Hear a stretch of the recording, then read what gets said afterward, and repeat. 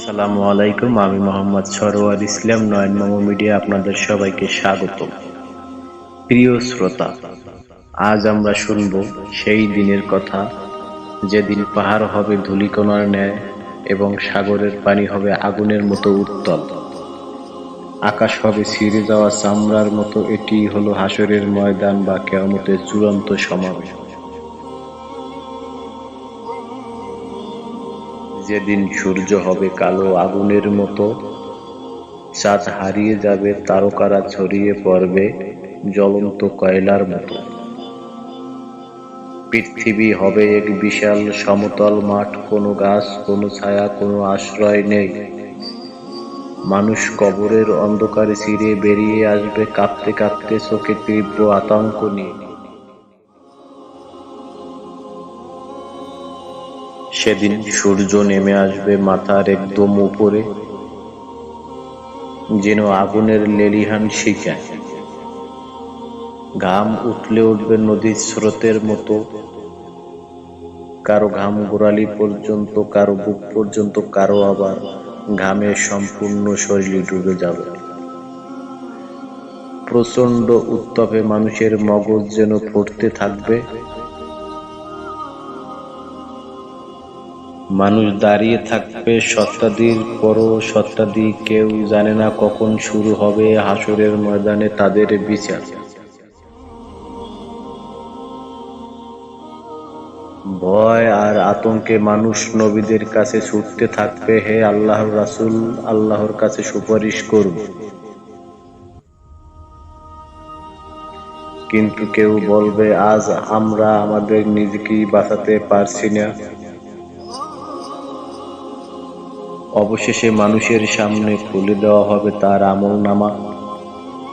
যার সৎকর্ম আছে সে খুশিতে ডান হাতে পাবে, কিন্তু গুনাহগাররা লজ্জার ভয়ে কাঁপবে। তাদের হাতে যখন বাম দিক থেকে বা পিছন দিক থেকে ছুঁড়ে দেওয়া হবে সেই অভিশপ্ত আমলনামা, তখন তাদের মুখ থেকে বের হবে হাহাকার, হায় আফসোস।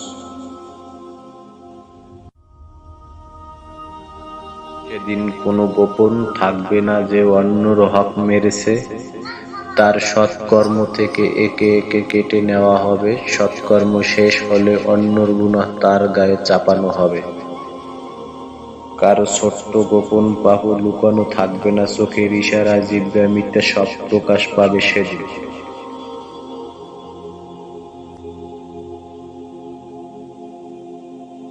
আর তখন স্থাপন হবে বিশাল মিজান, কর্মের পাল্লা বা দাড়ি পাল্লা।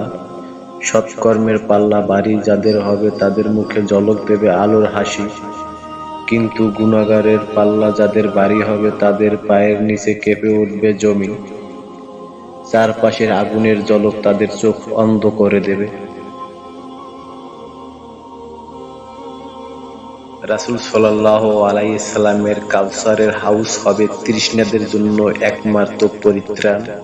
কিন্তু যারা তার সুন্নাত ত্যাগ করেছে তাদের বলা হবে, তোমরা দূরে সরে যাও।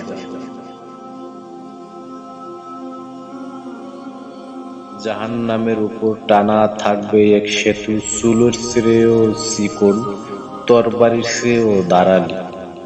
মুমিনরা বিদ্যুতের মতো পার হবে, কিন্তু পাপীরা পড়ে যাবে জাহান্নামের অগ্নিস্রোতে। জাহান্নামের গর্জন আর আগুনের লেলিহান শিখা কানে বাজবে বজ্রপাতের মতো।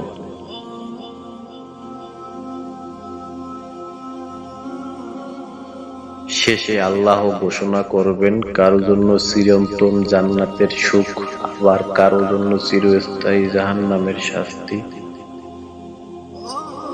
যে মুহূর্তে জাহান্নামের দরজা বন্ধ হবে, ভেতর থেকে উঠবে হাহাকারের আওয়াজ, যা আকাশকেও কাঁপিয়ে তুলবে। তো বন্ধুরা, হাসরের সেই দিনের ভয় এ পৃথিবীর যে কোনো ভয়ের চেয়েও অসীম বা ভয়ঙ্কর।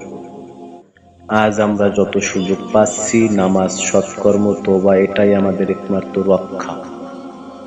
আল্লাহ আমাদের সবাইকে সেই ভয়ঙ্কর দিনের শাস্তি থেকে রক্ষা করুন এবং সবাইকে জান্নাতুল ফেরদাউস স্থান দান করুন। আমিন।